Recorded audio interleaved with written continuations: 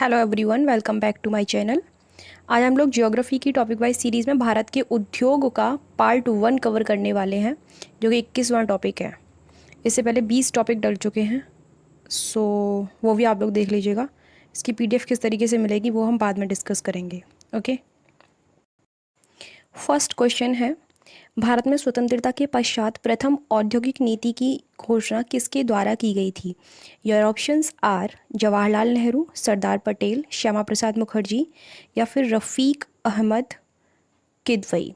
So guys, your correct answer is Shyama Prasad Mukherjee. Option number C is correct.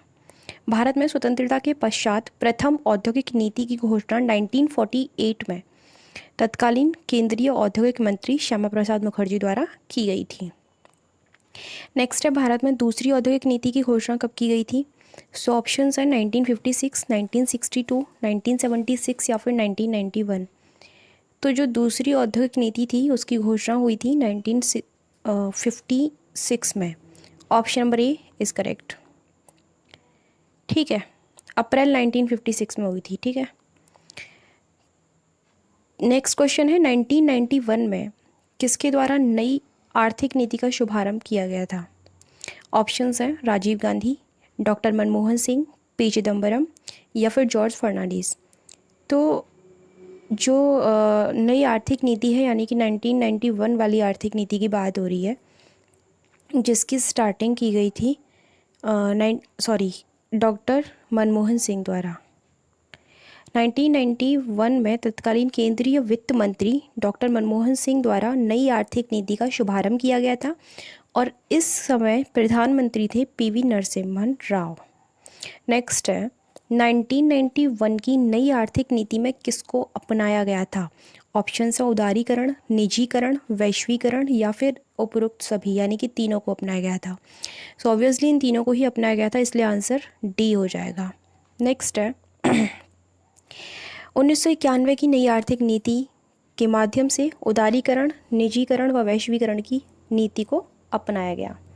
Next question है, निम्नलिखित में से किसे आधारभूत उद्योगों की श्रेणी में रखा जाता है? ऑप्शंस है चीनी उद्योग, कपड़ा उद्योग, लौह इस्पात उद्योग या फिर उपरोक्त सभी।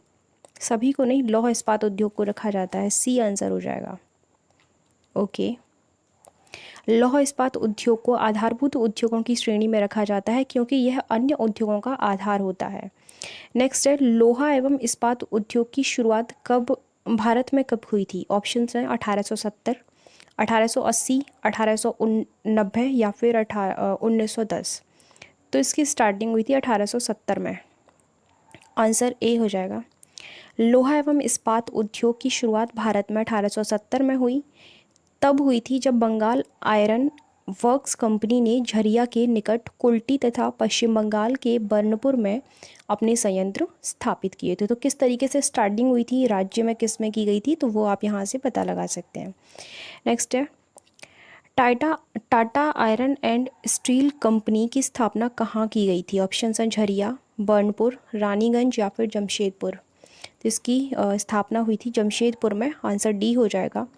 बड़े पैमाने पर लौह इस्पात के उत्पादन हेतु 1907 में जमशेदपुर में Tata iron and steel company की स्थापना की गई थी। नेक्स्ट, द्वितीय पंचवर्षीय योजना के दौरान भारत में कितने इस्पात कारखानों की स्थापना की गई थी? ये इम्पोर्टेंट क्वेश्चन है। ऑप्शन है 1, 2, 3 या फिर 4। तो 3 की गई थी। ऑप्शन नंबर सी करेक्ट हो जाएगा। द्वितीय पंचवर्षीय योजना के दौरान भारत में 3 इस्पात कारखानों की स्थापना 1959 में की गई थी। और वो कौन से थे 3? भिलाई, उसके बाद दूसरा है दुर्गापुर व राउरकेला। ठीक है, तो तीनों के नाम याद रहने चाहिए। नेक्स्ट क्वेश्चन है, 1959 में भिलाई में स्थापित स्टील कारखाने को किसकी मदद से स्थापित किया गया था?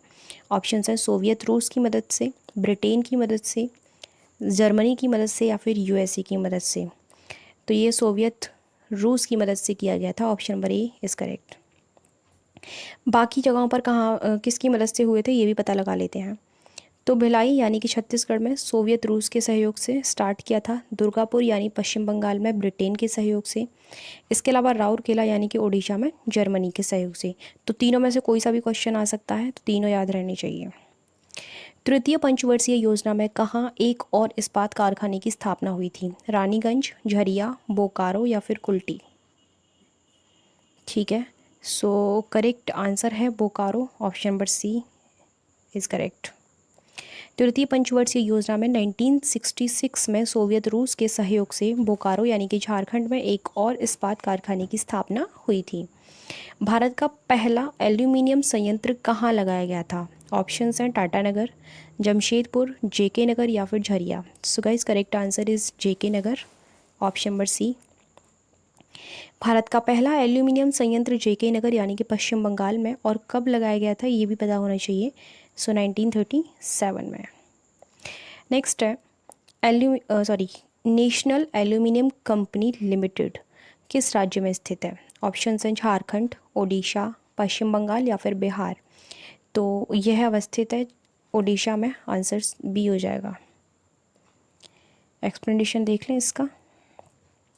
National aluminium company limited Odisha के कोरापुट जिले में स्थित है, और यह कोरापुट स्थित बॉक्साइट के खान से अयस्क प्राप्त करती है।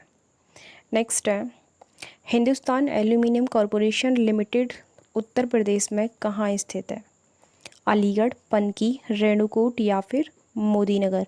तो यह अवस्थित है रेणुकूट में, option number C is correct. Hindustan aluminium corporation limited Renukoot यानी कि उत्तर प्रदेश में स्थित है, और इसमें सहयोगी देश कौन सा है? अमेरिका। ठीक है, उसके बाद नेक्स्ट है हिंदुस्तान एल्यूमिनियम कॉरपोरेशन लिमिटेड संयंत्र किस परियोजना से बिजली की प्राप्ति करता है? तो ऑप्शन है माता टीला परियोजना, रिहंद परियोजना, शीतला परियोजना या फिर रानी लक्ष्मीबाई परियोजना। तो यह बिजली प्राप्त करता है रिहंद परियोजना से, आंसर बी हो जाएगा। ठीक है, जो ये हिंदुस्तान एल्यूमिनियम कॉरपोरेशन लिमिटेड ये जो है, ये संयंत्र झारखंड के लोहरदगा और मध्य प्रदेश की अमरकंटक के खानों से बॉक्साइट एवं रिहंद परियोजना से बिजली प्राप्त करता है। तो देखिए, हमने आपको बताया है कि बिजली कहाँ से प्राप्त करता है, ठीक है। इसके अलावा ये संयंत्र बॉक्साइट कहाँ से प्राप्त करता है, ये चीज़ आप लोगों को पता होनी चाहिए, ठीक है। दोनों चीज़ें एक्सप्लेनेशन से पता चलेंगी। भारत एल्यूमिनियम कंपनी लिमिटेड संयंत्र कहाँ स्थित है? ऑप्शन हैं कोरबा, पटना, रेणुकूट या फिर झरिया। तो यह कोरबा में है, आंसर आपका हो जाएगा ए। भारत एल्यूमिनियम कंपनी लिमिटेड संयंत्र छत्तीसगढ़ के बिलासपुर में कोरबा नामक स्थान पर है। भारत एल्यूमिनियम कंपनी लिमिटेड को बॉक्साइट कहाँ से प्राप्त होता है? तो आ गया ना, देखिए ऐसा ही क्वेश्चन अगर ऊपर भी पूछा जा सकता है इससे रिलेटेड कि बॉक्साइट कहाँ से प्राप्त होता है। तो यहाँ पूछा गया है बॉक्साइट कहाँ से प्राप्त होता है। ऑप्शंस हैं लोहरदगा, अमरकंटक, जादूगोड़ा या फिर डल्ली राजहरा। तो जो भारत एल्यूमिनियम कंपनी लिमिटेड है, इसको बॉक्साइट प्राप्त होता है अमरकंटक से, आंसर है B. Okay, Bharat aluminium company limited संयंत्र को बॉक्साइट मध्य प्रदेश के अमरकंटक से एवं बिजली जो प्राप्त होती है वह कोरबा ताप विद्युत संयंत्र से प्राप्त होती है। तो ठीक है, दोनों हमने बता दिया आपको।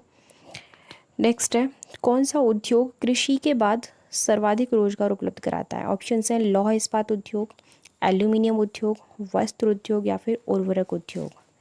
तो देखिए, कृषि के बाद पहला जो उद्योग है जो कि सर्वाधिक रोजगार उपलब्ध कराता है वह आपका कृषि है, और ये क्वेश्चन मैं पहले किसी चीज़ में कवर कर चुकी हूँ, लेकिन आज हम सेकंड वाले की बात कर रहे हैं। तो वो है वस्त्र उद्योग, आंसर सी हो जाएगा। वस्त्र उद्योग देश का सबसे बड़ा संगठित एवं व्यापक उद्योग है जो कृषि के बाद सर्वाधिक रोजगार उपलब्ध करता है। नेक्स्ट है भारत में आधुनिक स्तर पर प्रथम सूती कपड़ा मिल कहाँ लगाई गई थी? ऑप्शन है कोलकाता, मुंबई, कानपुर या फिर अहमदाबाद।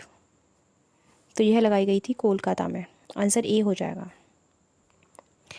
भारत में आधुनिक स्तर पर प्रथम सूती कपड़ा मिल 1818 में कोलकाता के फोर्ट ग्लॉस्टर में लगाई गई थी, लेकिन यह असफल रही थी। तो कब लगाई गई थी और कहाँ पर लगाई गई थी, ये याद रखना है। दूसरी सूती कपड़ा मिल कब स्थापित की गई थी? ऑप्शन है 1845, 1854, 1907 या फिर 1911। तो यह लगाई गई थी 1854 में, आंसर बी है। दूसरी सूती कपड़ा mill Bombay spinning and weaving company थी, जो कि 1854 में बम्बई में कवास जी डाबर द्वारा स्थापित की गई थी। ओके, नेक्स्ट है, किसको भारत का कार्टनोपोलिस एवं मैनचेस्टर कहा जाता है? ऑप्शंस हैं कोलकाता, मुंबई, कानपुर या फिर अहमदाबाद। तो ये तो सभी को पता होगा, मुंबई को कहा जाता है। मुंबई भारत का सूती कपड़ों का बृहत्तम केंद्र है। इसको भारत का कार्टनोपोलिस एवं मैनचेस्टर कहा जाता है। अहमदाबाद भी सूती वस्त्रों का बृहत्तम केंद्र है और इसको पूर्व का बोस्टन कहा जाता है। ठीक है, उसके बाद है, किसे दक्षिण भारत का मैनचेस्टर कहा जाता है? ऑप्शन है त्रिवेंद्रम, मुंबई, चेन्नई या फिर कोयम्बटूर। तो कोयम्बटूर को कहा जाता है दक्षिण भारत का मैनचेस्टर, याद रखना है। कोयम्बटूर तमिलनाडु में स्थित एक बृहत्तम वस्त्रोत्पादक है। इसे दक्षिण भारत का मैनचेस्टर कहा जाता है। तमिलनाडु में वर्तमान में सर्वाधिक सूती वस्त्र मिलें स्थापित हैं। नेक्स्ट, किसे उत्तर भारत का मैनचेस्टर कहा जाता है? तो अलग अलग मैनचेस्टर्स हैं, इनके नाम याद रखने हैं आप लोगों को। ऑप्शन से कोलकाता, मुंबई, कानपुर या फिर अहमदाबाद। तो वह कानपुर है जो कि उत्तर भारत का मैनचेस्टर है, सी आंसर हो जाएगा। कानपुर बृहत्तम वस्त्रोत्पादन के कारण इसे उत्तर भारत का मैनचेस्टर कहा जाता है। नेक्स्ट है, भारत में पहली आधुनिक ऊनी वस्त्र मिल की स्थापना कहाँ की गई थी? So options are Kolkata, Mumbai, Kanpur या फिर अहमदाबाद। तो बात हो रही है आधुनिक ऊनी वस्त्र मिल भारत में कहाँ स्थापित हुई थी? तो यह स्थापित की गई थी कानपुर में, आंसर सी हो जाएगा। भारत में पहली आधुनिक ऊनी वस्त्र मिल की स्थापना 1876 में कानपुर में की गई थी। और बात करें अगर दूसरी की, तो वह 1881 में धारीवाल यानी कि पंजाब में की गई थी। तो दोनों के नाम याद रखने हैं और कहाँ की गई थी ये भी। नेक्स्ट है, कौन रेशम वस्त्र उत्पादन हेतु प्रसिद्ध है? ऑप्शन है वाराणसी, सेलम, अमृतसर या फिर ये तीनों। तो तीनों ही प्रसिद्ध हैं, आंसर हो जाएगा आपका D, option number D is correct. इसका एक्सप्लेनेशन देख लेते हैं। कर्नाटक में मैसूर है और तमिलनाडु में सेलम, तंजावुर व कांचीपुरम। इसके अलावा पंजाब में अमृतसर और उत्तर प्रदेश में वाराणसी व मिर्ज़ापुर। ठीक है, किसे गोल्डन फाइबर के नाम से जाना जाता है? कपास को, रेशम को, जूट को या फिर ऊन को? तो गोल्डन फाइबर के नाम से जाना जाता है जूट को, मीन्स टू से आंसर हो जाएगा सी। सी मैंने सही बताया ना। जूट को गोल्डन फाइबर के नाम से जाना जाता है। पश्चिम बंगाल के बाद बिहार दूसरा सर्वाधिक जूट उत्पादक है। ठीक है, जूट का पहला कारखाना कहाँ स्थापित किया गया था? रिसरा में, रांची में, फरक्का में या फिर टाटानगर में? तो पहला कारखाना स्थापित हुआ था रिसरा में, option number A is correct. Jute का पहला कारखाना 1955 में रिसरा यानी कि पश्चिम बंगाल में स्थापित किया गया था और इसे जॉर्ज ऑकलैंड द्वारा स्थापित किया गया था। ठीक है, भारतीय जूट निगम की स्थापना कब की गई थी? ऑप्शन है 1958, 1965, 1969 या फिर 1971। तो भारतीय जूट निगम की स्थापना हुई थी गाइस 1971 में, आंसर डी। भारतीय जूट निगम की स्थापना 1971 में जूट आयात, निर्यात एवं आंतरिक बाजार की देखभाल के लिए की गई थी। नेक्स्ट है, इनमें से कहाँ जूट उद्योग स्थापित हैं? ऑप्शंस हैं आपके टीटागढ़, गोरखपुर, कटिहार या फिर उपरोक्त सभी। तो डेफिनेटली तीनों ही जगह पर हैं, तो आंसर डी हो जाएगा, उपरोक्त सभी। इसका एक्सप्लेनेशन देख लेते हैं। पश्चिम बंगाल में और कौन से क्षेत्र हैं? टीटागढ़, जगतदल व हावड़ा। बिहार में कटिहार, समस्तीपुर व दरभंगा। उत्तर प्रदेश की बात करें तो वहाँ पर कानपुर व गोरखपुर हैं। ठीक है, नेक्स्ट है, व्यावसायिक महत्व के दृष्टिकोण से रेशम की कुल कितनी किस्में होती हैं? ऑप्शन हैं 2, 3, 4 या 5। तो रेशम की कुल 5 किस्में होती हैं। Option number D is correct. व्यावसायिक महत्व के दृष्टिकोण से रेशम की कुल 5 किस्में होती हैं और वह कौन सी 5 किस्में हैं उनके नाम देख लेते हैं। एक तो शहतूत है, ओक टसर है, उष्णकटिबंधीय टसर है, उसके अलावा मूंगा है, उसके अलावा एरी है। तो ये पांचों किस्में आपको याद होनी चाहिए। नेक्स्ट है, किस देश में ये पांचों किस्में पाई जाती हैं? ठीक है, तो ऑप्शन है यूएसए, नेपाल, भारत या फिर ब्राज़ील। तो भारत में ही ये पांचों किस्में पाई जाती हैं। आंसर सी हो जाएगा। भारत, नेपाल। भारत ऐसा पहला देश है, नेपाल क्यों बोल दिया मैंने, भारत ऐसा पहला देश है जहाँ रेशम की पांचों ज्ञात किस्में पाई जाती हैं। नेक्स्ट है, आधुनिक भारत में पहली रेशम मिल की स्थापना कहाँ की गई थी? हावड़ा में, रांची में, फरक्का में या फिर टाटानगर में। तो जो पहली रेशम मिल की स्थापना की गई थी वह थी हावड़ा में। आंसर हो जाएगा ए। आधुनिक भारत में पहली रेशम मिल की स्थापना अंग्रेजों द्वारा 1832 में हावड़ा में की गई थी। तो देखो 1832 भी याद रखना है। केंद्रीय रेशम अनुसंधान एवं प्रशिक्षण संस्थान अवस्थित है। तो कहाँ अवस्थित है? ऑप्शन है हावड़ा या फिर नेक्स्ट ऑप्शन है जूनागढ़ या फिर मैसूर या फिर कांचीपुरम। तो यह मैसूर में है। आंसर सी हो जाएगा। केंद्रीय रेशम अनुसंधान एवं प्रशिक्षण संस्थान मैसूर में अवस्थित है। नेक्स्ट है, भारत में प्रथम सुपर फॉस्फेट संयंत्र किस राज्य में स्थापित किया गया था? ऑप्शन है झारखंड में, ओडिशा में, पश्चिम बंगाल में या फिर तमिलनाडु में। तो स्थापित किया गया था तमिलनाडु में। Answer is D. भारत में प्रथम सुपर फॉस्फेट संयंत्र 1906 में रानीपेट यानी कि तमिलनाडु में स्थापित किया गया था। ओके। भारत में सहकारी स्वामित्व वाले उर्वरक कारखानों की स्थापना कहाँ हुई थी? ऑप्शन है रानीपेट, प्रयागराज, सिंदरी या फिर दार्जिलिंग। तो यह हुई थी सिंदरी में। Answer C. भारत में सहकारी स्वामित्व वाले उर्वरक कारखानों की स्थापना 1951 में बिहार के सिंदरी में हुई थी। ठीक है। नेक्स्ट है, भारत में किस उर्वरक का उत्पादन नहीं होता है? ये इंटरेस्टिंग क्वेश्चन है।